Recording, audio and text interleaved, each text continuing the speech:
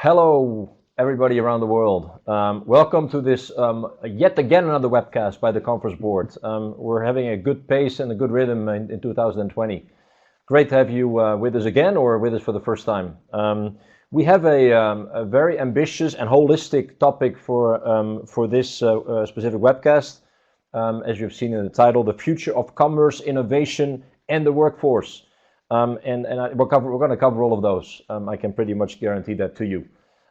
Before we get into the meat of stuff, into the meat of things, a few housekeeping rules to maximize your engagement and your experience.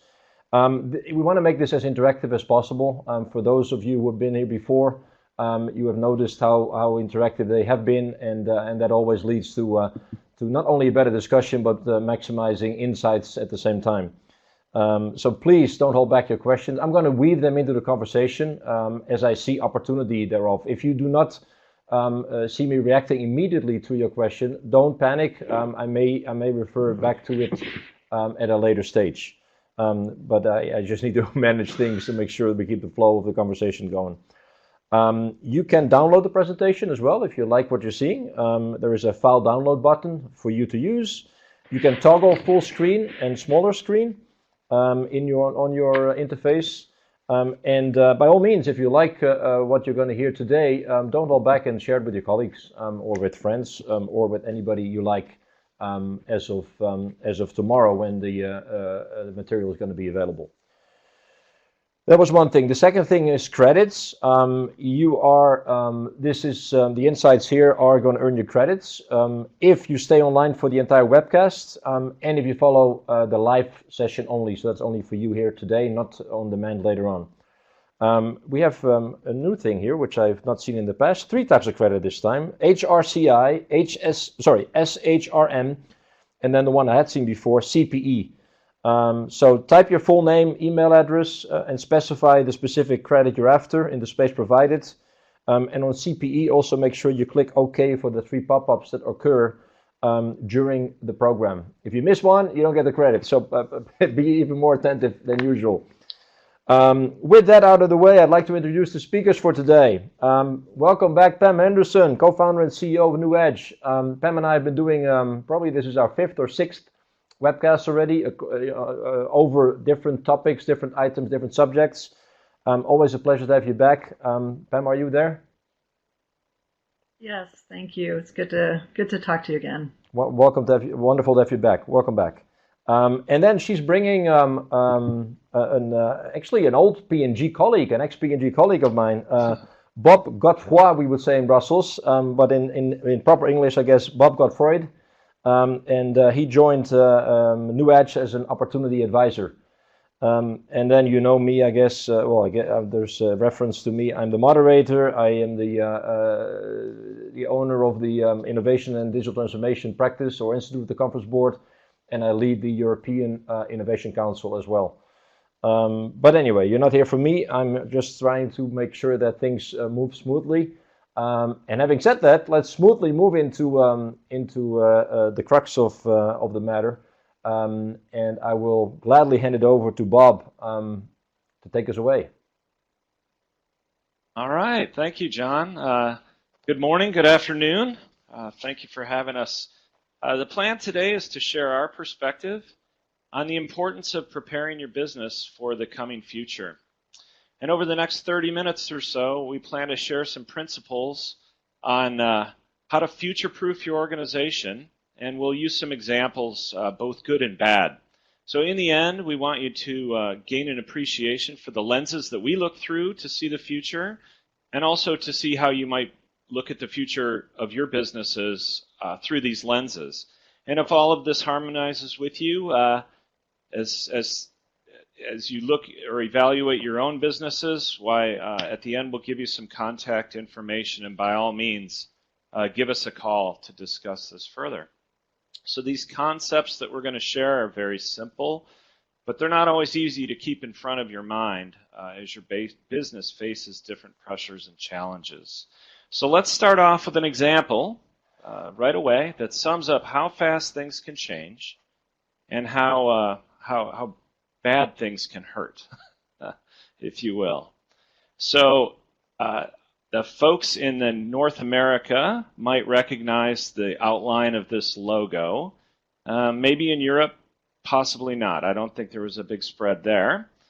But this company in 2004 was called Blockbuster Video, and it was a entertainment company that provided brick and mortar buildings, full of DVDs and entertainment videos and games that you could rent and take home and watch on your VHS player or your DVD player. And in 2004, it was a giant company. $6 billion in revenue, over 9,000 stores, 83,000 employees, huge. By 2010, this company was out of business, just completely bankrupt, displaced in the market by a company that we all know, Netflix. And, there's some data on Netflix. It grew to 3 times the size of what Blockbuster was at the time. And if you look at the reasons behind why this disruption occurred, you can see that Blockbuster failed to see conditions changing in the future. They failed to recognize the influence of broadband internet and its ability to provide streaming of media. They also failed to understand how impactful a viral network of users can be. And these are things that Netflix definitely got right. So Netflix never had a brick and mortar presence, and they learned that the new game has few of the old rules.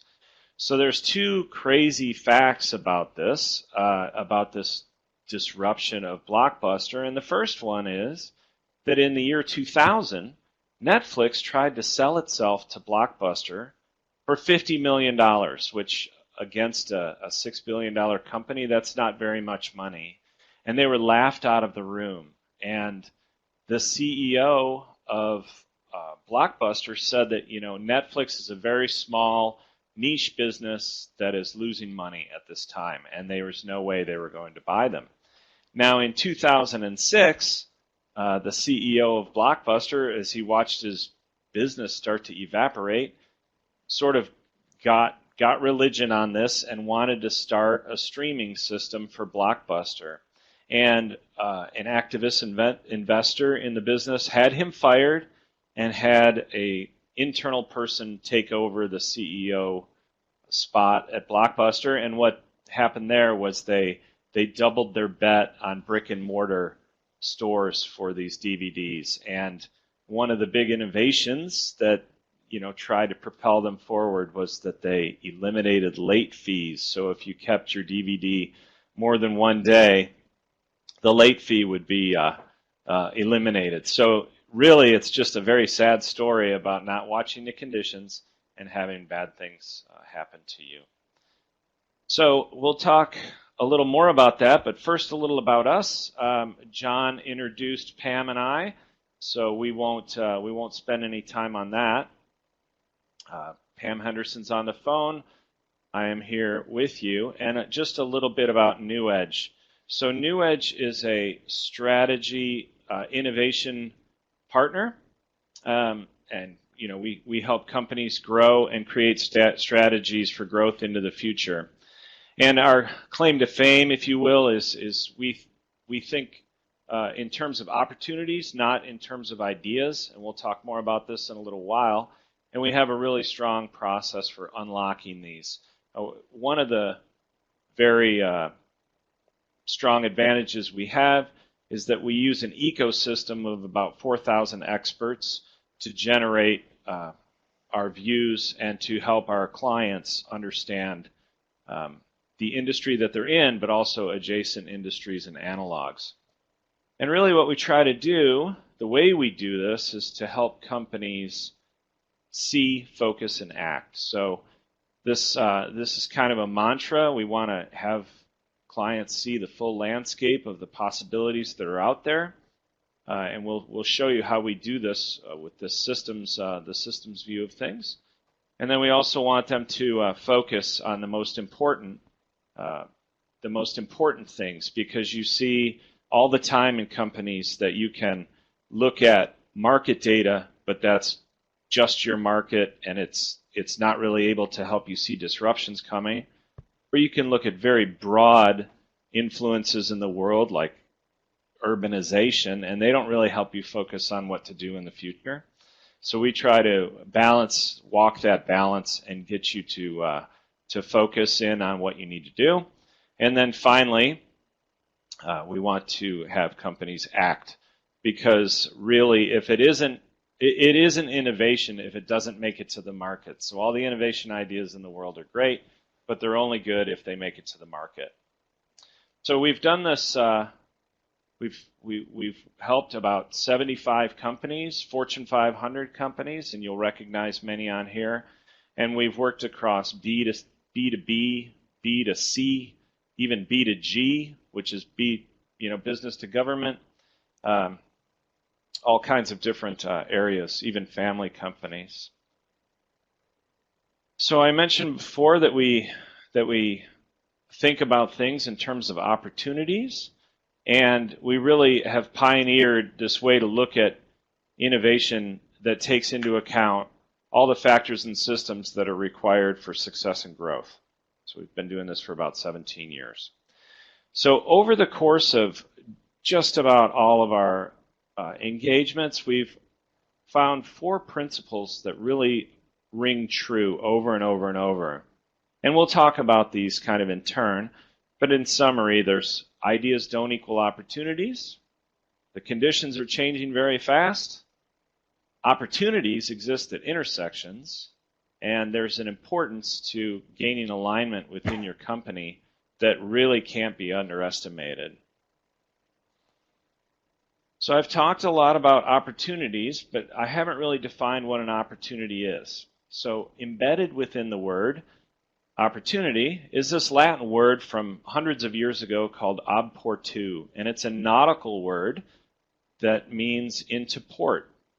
And in the 1400s, you had ships trading across the oceans, and you could kind of consider these in this nautical analogy as full of value propositions, right? They had the materials and the goods that the markets needed, and as the world opened up, the needs were in the ports.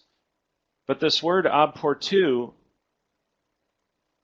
didn't really describe the needs or the values, the value propositions, or the markets or the goods, but it really described the conditions of wind and tide that blew that ship the last mile, or sometimes last 100 yards, into the port. And without the right conditions, the ship would stall, and you were not able to marry the needs with the value propositions, or the needs, the markets with the goods. And this same concept is true today. The needs, the value propositions, and the conditions all add up to equal opportunity. So one example of this, how this maybe doesn't work, is a product that Procter & Gamble launched many years ago called Fit, and it was a vegetable wash. And at the time, the needs were that there was a big push in society to eat more vegetables, to eat more fruits. And there was also this underlying current of a lot of outbreaks of foodborne illnesses. If you look at this time, there was some very dramatic foodborne illnesses, certainly in the United States, that really drove, the value of this kind of thing. Procter & Gamble was very well placed to provide this to consumers. The solution had edible surfactants in it. It smelled great. The consumer story was already there to be had because people were, seeing on the news that they were getting sick from the vegetables. But what they failed to understand was that the conditions were very poor for trying to launch this. And the reason was that the retailers that sold fruits and vegetables felt implicated by selling a fruit and vegetable spray that implied that the fruits and vegetables that they were selling were somehow dangerous or dirty. So there was no traction in the market for this product. And as it turns out today, with the rise of e-commerce, there's plenty of these washes out there. But at the time, you just couldn't get them into the market in in brick and mortar. So that was a conditions miss failure that really came to play. So the first of these concepts is that ideas don't equal opportunities. And companies have a lot of ideas, but ideas are very poor at actually growing a company. So we've seen some data that it takes about 3,000 ideas to generate about 100 projects. And of those 100 projects, 2 of those go to market, and only 1 breaks even. So if you think about ideas as a driver for growth in your company, it's very low odds that that's going to help. Now, one reason is that these ideas lack a foundation of the broader opportunity landscape that should really be providing the lighthouse or the imperative to go forward into the future for your company. So we'll talk about it a little more, but opportunities actually exist outside of the company, where ideas are internal to the company. So if you have an idea, and I think we can all harmonize, or we can all sympathize with the sentiment. If you have an idea and the idea fails, which happens a lot inside companies, the opportunity that it actually tried to address still exists, and that still represents a possibility for innovation in the future. So we believe this so much that Pam Anderson wrote a book. The book is called "You Can Kill an Idea, but you can't kill an opportunity." So that just underscores the fact that the opportunity survives even beyond the idea. Now, went too far. Let me jump back. One of the things we use to illustrate this is Sherwin-Williams had New Edge write its innovation strategy. And during some of the training that was going on to roll this out, there was an idea forwarded that Sherwin-Williams, the paint company, typically structural paint, wall paint, goes into the nail polish business. And on the surface, this makes a lot of sense. There's a lot of core competency. This company knows how to make paint very well. And then as you consider nail polish, the price per kilogram of nail polish is way higher than the price per kilogram of wall paint. And, everything looks good. But as you explore this business, you find that the nail polish business really isn't very big, and it's not very attractive. However, there's a broader opportunity that exists. And that opportunity, I went the wrong way, that opportunity is this engagement of the younger consumers with color and decorating with color. So you see that younger consumers today are dyeing their hair with wild colors, crazy colors. There's a lot of tattooing going on, and there's also a huge amount of do-it-yourself aspirations to fixing things up, to decorating, and it's all driven from Instagram, Pinterest, Facebook. In the U.S., we have these people, Chip and Joanna, that really encourage consumers to drive forward and do their own decorating. So that larger opportunity is not just making an idea like nail polish, but it's engaging a younger audience in the idea of decorating. So that is the difference between an idea and an opportunity in a nutshell. Now the next thing we talked about how ideas are oftentimes internal and opportunities are external. And one of the ways that we keep focused on the external opportunities is through something we call middleware. And this is a concept that links your ideas up to those opportunities. And if you have that roadmap painted out, it makes it very easy to try an idea and see how it addresses the opportunity area. And you can toggle back and forth between idea and opportunity, but that's how you can communicate within your company to see how you're going forward and how to keep connected to that external idea.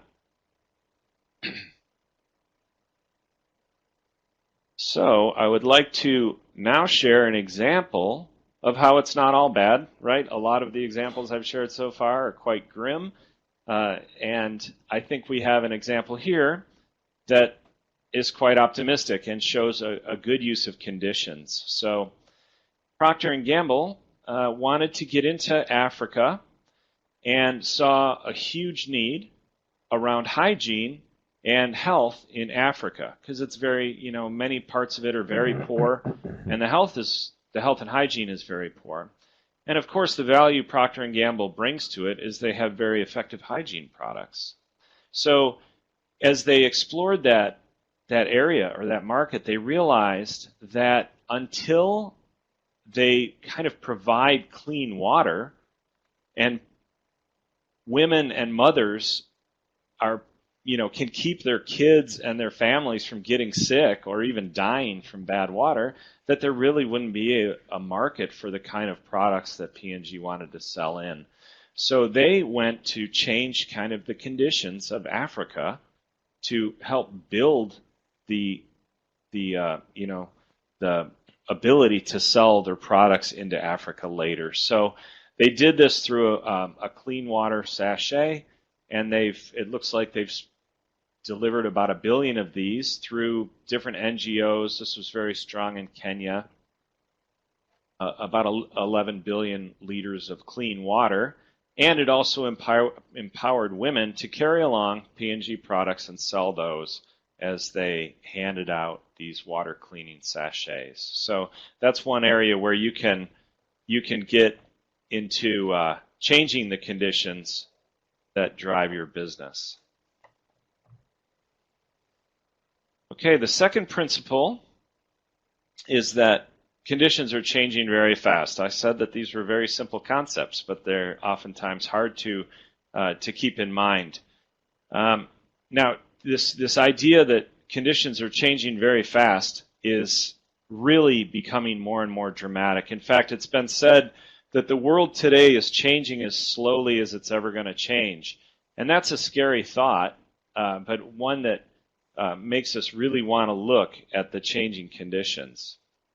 So one way we do this in New Edge, and one way to think about it, is to look at different systems that are not quite in the purview of your company, but will certainly affect your company.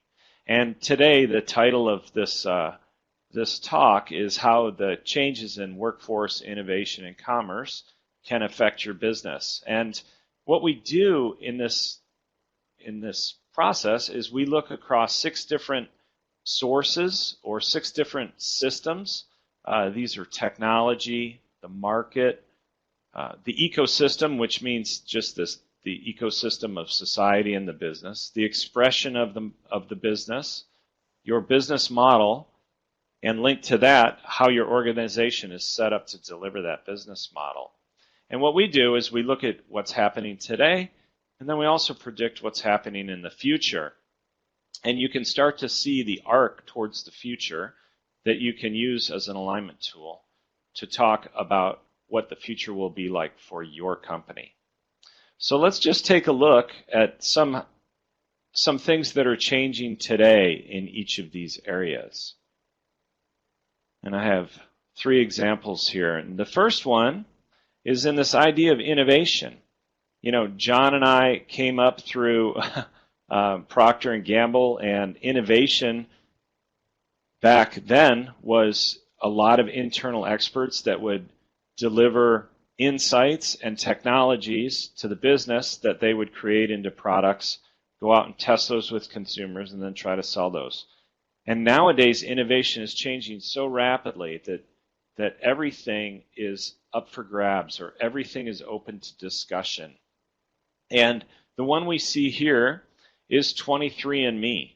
23andMe, as you know, is a genealogy DNA kit where you swab the inside of your mouth, send your DNA back to 23andMe, and they track it down and tell you, where your relatives grew up, where your family started, and this kind of thing. They also can play into some of the nutritional needs, the types of genetics you have are important. But what we found is that what they're doing really is using all that data to create new drugs for genetically mediated diseases. And they've filed several patents for these new drugs. And the crazy thing about the innovation here is that they are having you pay them to take your data to create drugs that will create more value for them. So that's just a very interesting way of getting consumer research by having you pay $200. And they make drugs that should be worth billions of dollars in the future. So that's an interesting piece on innovation. And I would encourage you, if you've seen innovation changes in your business, that you go ahead and type those into the comments or the question box that you see, and maybe we can get a discussion going on those as we move forward. Well, and Bob, can you hear me? Yes. So I'll just throw in a few. In fact, our team of researchers always works on those sheets that Bob showed a few minutes ago, where you can see the future of innovation is one. It's a landscape of trends, and then we have one on the future of commerce, which is a whole landscape of trends, and one on the future of workforce, and then there's about 30 others. I just was looking over the one on the future of innovation because our team of researchers had just done it, and I was just like kind of blown away. We did this one a couple years ago to start with, and we've been doing it for years, but I remember looking at it a couple years ago and then every year since, but I noticed that this was really massively overhauled, in part because there have been so many innovations on innovation itself in just the last couple years, and a lot of it comes from and a number of things. One, more open platforms. We're going to give some examples here in a minute of open platforms where people are generating ideas, and we've all heard of that, open source and so forth. But it's not just the open sourcing, it's also the innovation on the business model. And so I really like the 23andMe because it's a great story around not just innovation in the genetics, but it's innovation on how they're innovating. So to Bob's point is that we're footing the bill. But in addition to that, there's an openness that is going on there that they're using.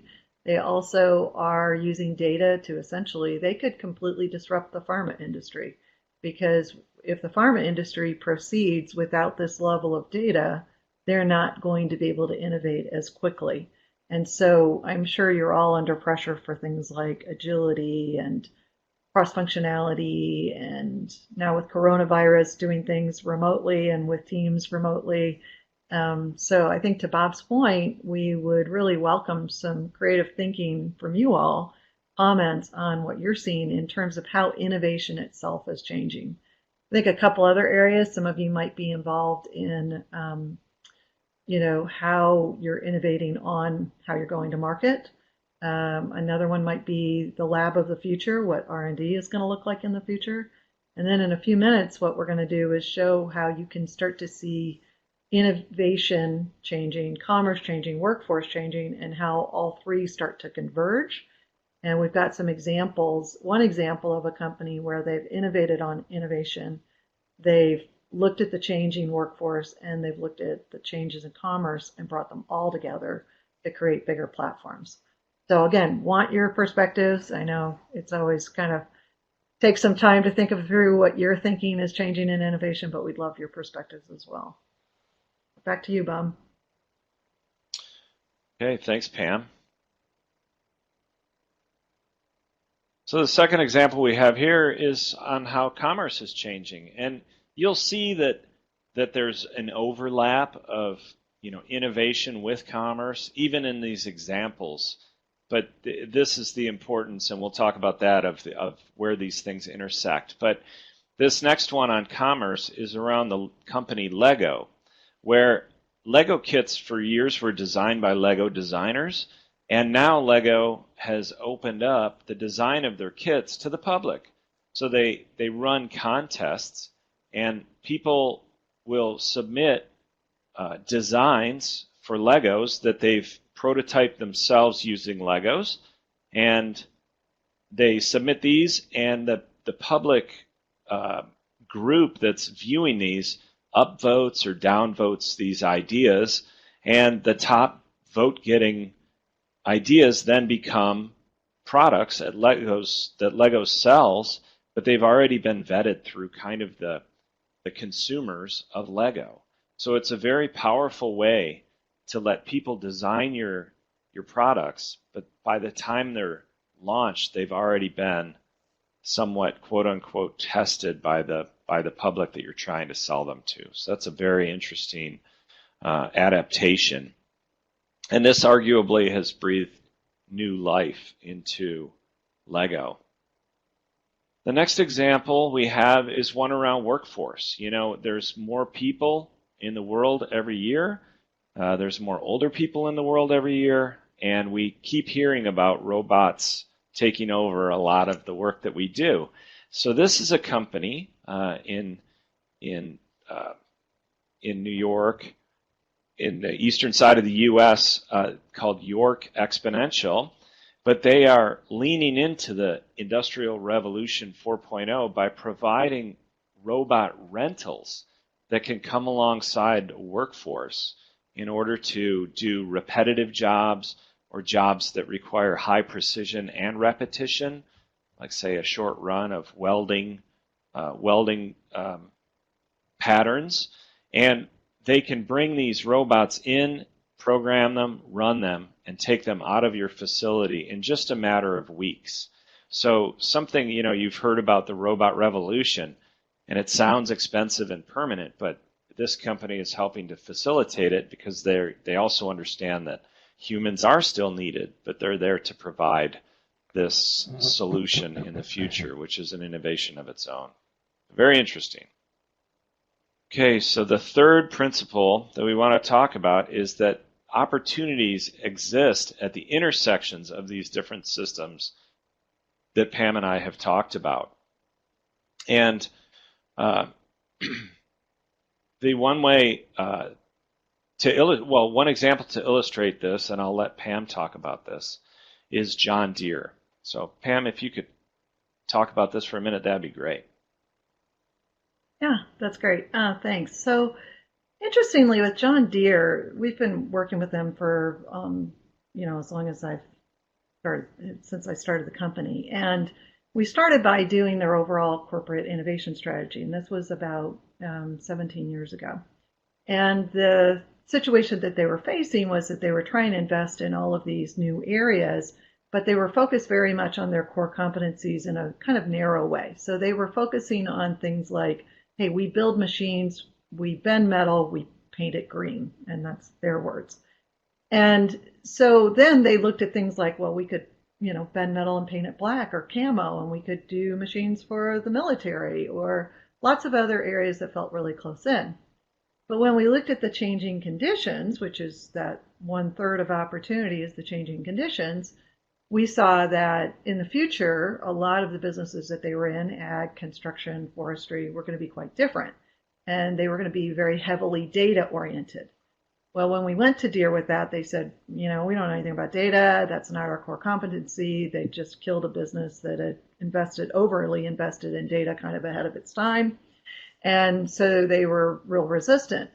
What we did, though, we started to link it back to what their value proposition was. And so their value proposition was very much about helping their customers get the job done. And when we showed them that the job itself was changing, it was going to be much more data-centric in the future, they got on board with saying, okay, well, we actually do have a unique role to play in data. We're going to have to build those capabilities. But in order for us to help our customers get the job done in the future, we're going to have to start having connected machines. So that started them on a journey. Now, how does that link to the future of innovation, commerce, and workforce? Well, a big part of the future was also that the workforce was changing. And we all know that, a number of people online, I'm sure, that are in HR. We know that in some industries, they're really struggling with getting skilled labor. And certainly in the industries that Deere serves, they were struggling with getting skilled labor. And we could see the tip of that iceberg even prior to some of the things that happened with the recession. So with the future of workforce, we can start having data and connected machines, not just data, but things like, automated machines, autonomy, GPS that keeps our tractors right in line with where they were before, we can reduce the skills needed through connectivity and through smarter systems. Okay, so that's one way in which we can take the changing workforce and innovate for it. Another thing, though, is commerce. So commerce was going to change. And what we found was that with data and connectivity, we could really change how Deere was doing commerce. So Deere has a whole bunch of independent dealerships that provide a lot of services. And Deere doesn't make a lot of money from those services, but clearly there's a symbiotic relationship there that they want those dealerships to remain healthy. So having connected machines allowed commerce to completely change. Now the machine could basically sell the service. And now we have products selling services and services selling products. So the product could sell services because it could communicate with the dealership that it was going to need maintenance pretty soon. And it could, through sensors and monitoring machine health, we could start to sell additional services and lock the farmer or the construction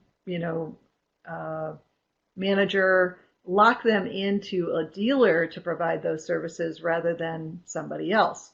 And symbiotically with the reduction in skilled labor, that person might not have somebody on staff that could do those repairs. So with this looking at the trends, we were able to address other trends, which is it freed us up to think more systems based with how was commerce going to be done in the future. So we didn't just look at the changes in data, we looked at the changes in commerce and looked at where we could get some intersection type opportunity. We looked at changes in the workforce and also got some intersection type opportunities.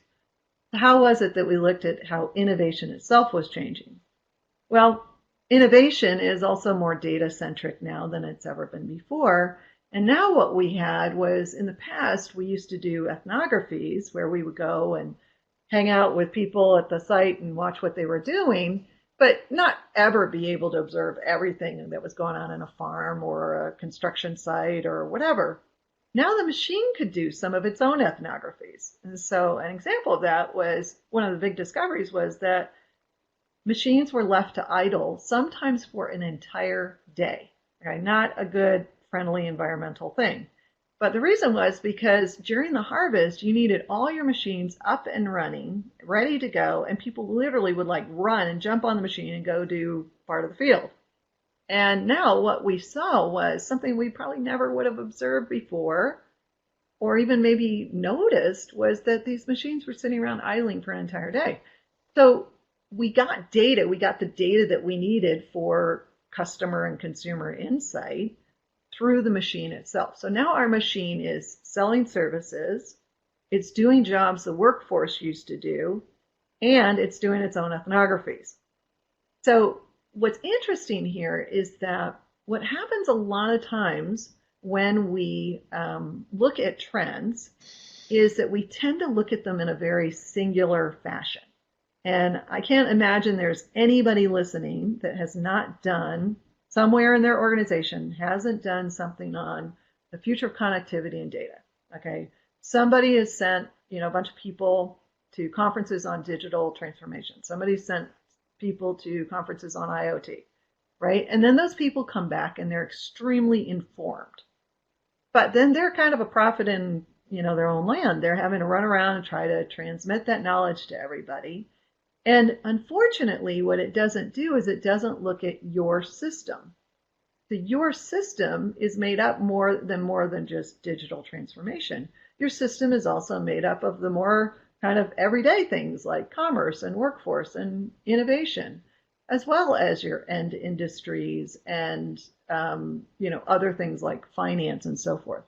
And what we find is that when you don't look at a system, like all of these different components of trends, somewhat at the same time, you miss opportunity. So if we weren't looking at the future of commerce, while we were also looking at how Deere could have connected machines, we would have been later in recognizing that the machines could actually do a lot of the sales work and could increase revenue for the dealers and actually create a better experience for the customer. If we hadn't been looking at changes in the workforce, we wouldn't have understood some of the jobs to be done by the connected machine. And if we hadn't been looking at the future of innovation, and in particular how market research would be done in the future, we would have missed how the machine could be its own ethnographer. So what we're really trying to get at here is we can talk more about trends in commerce and in innovation and workforce because we've got trends landscapes on each of them. But I think the real power comes when we start to mix them together. I've heard you tell the story before, Pam, but this was the best I've heard you explain it. And also, indeed, it does bring innovation, commerce, and workforce together. In a sense, what you do is you make innovation relevant on the one hand because you connect it to business, and on the other hand, you look at your capabilities that you need to go and get things done, and that becomes all integrated into one opportunity area, as I think you're talking. So thank you for sharing that. I found it very powerful. Guys, don't forget that you have an opportunity to ask questions on this breadth of perspective that is being shared here, right? Okay. Without any questions, I'll let you go on. I'm intently listening. Keep going then. Well, John, one of the things I know you care a ton about, and Bob, I know you're going to be talking about this too, is alignment. And all of this is all good and well, but if we don't have the organizational alignment, then we don't get opportunities across the line. We may be visionaries and see them, but we don't get them across the line. One of the things I found super, super rewarding and exciting about this method is because it's calling out through these discrete trends landscapes, like one specifically on commerce and one specifically on workforce. When you mix and match them to create your own system, you are also somewhat overcoming internal resistance points or internal, pinch points. Because if I come up with an opportunity that is cool because I'm in the data group, but it ignores the needs and the demands of a changing workforce, both our internal workforce and the external one, then I can guarantee you somebody else in the organization is going to wave their hand and say, well, wait a second, I don't think this is right. Same thing if I'm not really meeting the needs of my group, my marketing group for commerce, or I'm not meeting the needs for the R&D group on innovation, then I am going to either run into organizational resistance or I will just simply not make my opportunities as robust as they could be. And so we've had this secondary benefit of parsing these out the way that they are, in that it brings the rest of the organization along. And we've had more CEOs asked, once they've seen what their teams are doing, asked to run sessions, like shorter sessions, where they get to look at all of these, because we've had a lot of CEOs say, and the C-suite say, hey, I know my function. So the chief operating officer will say, I know my function, I know what's happening there, but I don't actually understand the trends in the other functions. Or the head of HR will say, I understand my function, but I don't understand the trends. So this is a way to kind of have a bit of a quick learning session so that they can see more holistically, because ultimately they need to be aligned. You call it Bob, alignment. I think you probably have some. No, you call it alignment. Yeah. I mentioned integration, but I think from integration you drive alignment, and it is indeed remarkable to see how many companies are still struggling, both with organization or with their functions being siloed, as well as just lacking that culture where people do go out and focus on learning, by themselves, but also from one another towards more integrated solutions. So drive that alignment. Absolutely, I can see. Yeah. I can see how your model of indeed commerce, innovation, and workforce is driving that alignment.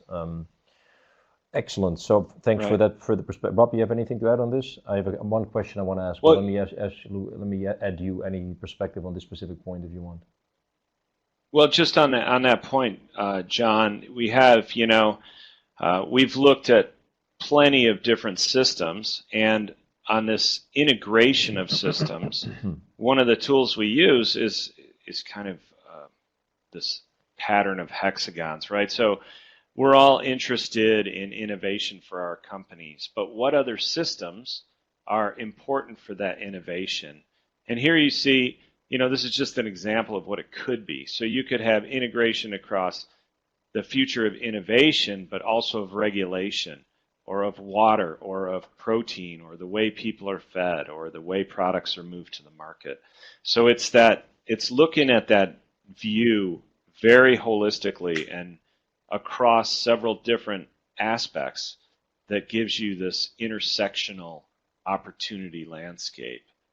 So just before I cut back to your next question, John, the way we typically look at this at New Edge is to look into systems that address kind of these three areas. This area of functional things, which are like innovation and manufacturing, workforce, commerce, so the functions within your company, finance rather, and then also industries. So we can go across industries, food, water, materials, whatever, chemicals, and then the consumer and societal trends. So sustainability is huge, of course. The interaction of communities or going off grid. Those are different tools that we use to really look into these different ecosystems and try to find those opportunities. So you had a question, John. Well, before I get to that question, which is a very specific one, let me ask you one here, because I find, actually, it's interesting you mentioned Lego. I'm teaching Lego as one of my cases in my class. And Lego, while they're doing a nice job now, they lost their way in the late 90s, early 2000s. And one of the reasons is they totally lost their core. They thought they were Disney, and they went into everything from theme parks to clothes to watches to whatever.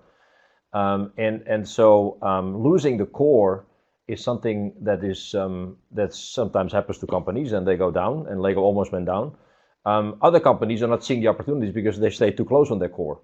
What I'm seeing in what you're presenting here in this grid here, and also in other parts of your presentation, is this is a way to go and help you define, stay difficult English, stay true to your core, but at the same time stretch your core without losing your core.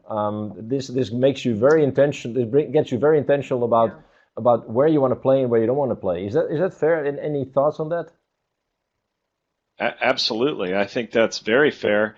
While this stretches you out away from the core, these intersections of these systems oftentimes have no meaning unless you really know what your core is.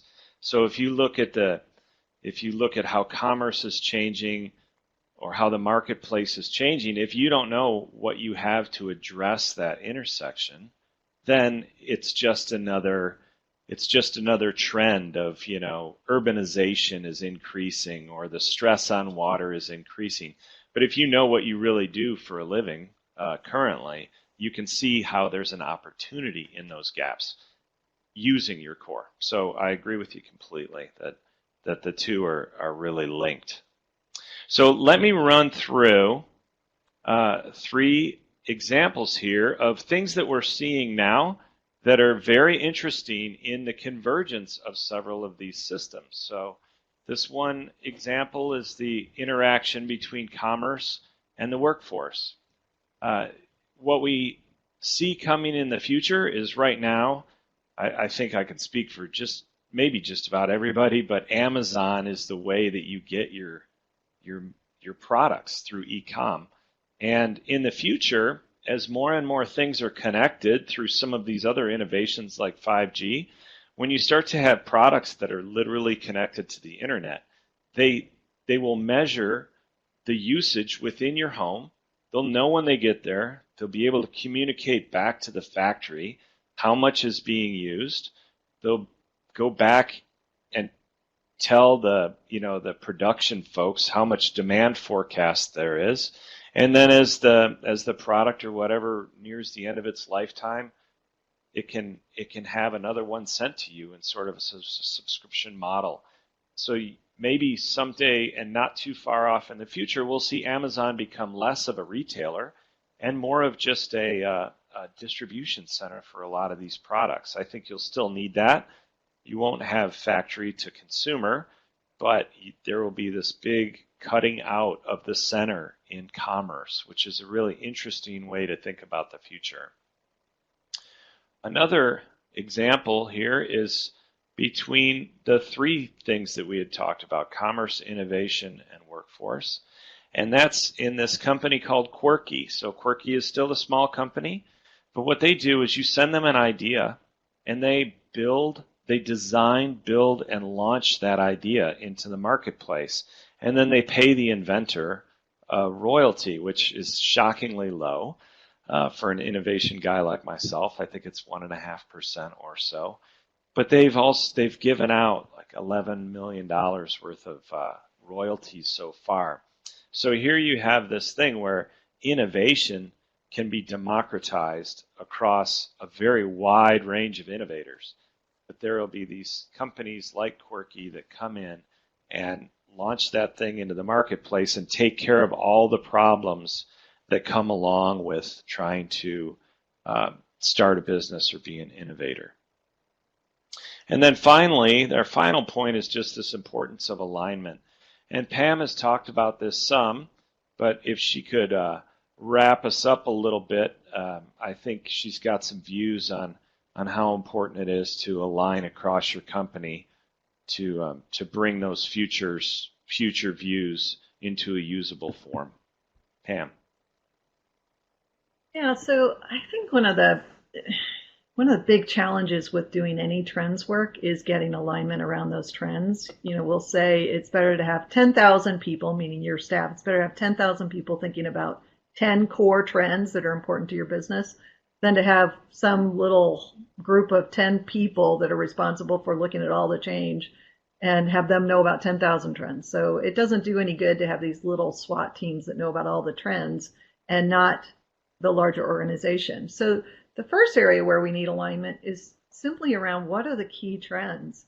And what we find again is that folks are looking at things too narrowly. They're looking just at digital transformation or just trends in their own function without looking at the broader set of trends in the system. So I think that's a key thing. Another thing is to be aligned around what's involved in your system. So of course we're going to keep ignoring parts of our system and ignore trends in workforce. R&D will ignore trends in workforce maybe, or the digital folks might ignore trends in commerce if we're not aligned that we need these elements of our system. But another area of alignment is to get aligned around the opportunities. And another problem we see with a lot of the trends work that gets done is you end up feeling more informed, but you're not necessarily closer to action. And that happens because you didn't have a mechanism for translating those trends into big opportunities. And so we believe that it's really important that you start with opportunity in mind. And when you start with opportunity in mind, then you can look at the kinds of trends that are happening across the needs in the market, across the value propositions, and across all the varying conditions. And the output of that is a series of opportunities. So when we do this with clients, what we found is that we're able to get to alignment very quickly, like in just a day session or a couple day session, taking these system elements and putting them together. What we'll find is that first people get up to speed very quickly. It's relatively fun and a bit tiring. And we're able to come out of there with our top 10 organizational trends. We're able to come out of there with an opportunity landscape. And we're also able to align around our scary tale and our fairy tale. And that is, what's going to disrupt us and what's going to create, opportunity and growth in the future. And so I think one of the problems with alignment is we're just not sharing the same information or the same knowledge. And we've got to find a way to more quickly knowledge level. And we found that this is by far, having done Friends work for 17 years, this is by far the most advanced way that we found to do trends work. And, folks we're working with are saying that it's absolutely surpassing what they've been doing in the past with trends immersions or even scenario planning where they came up with all these different future states.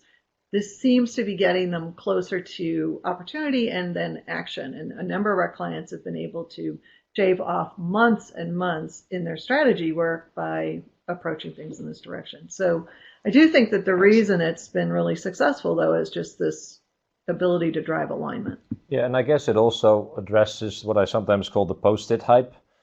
where companies are waving pictures of how innovative they are because they're doing all the hackathons and showing how many Post-it ideas get presented and generated, and then you get to the Monday morning hackathon hangover where you look at those ideas and go like, what are we going to do with them?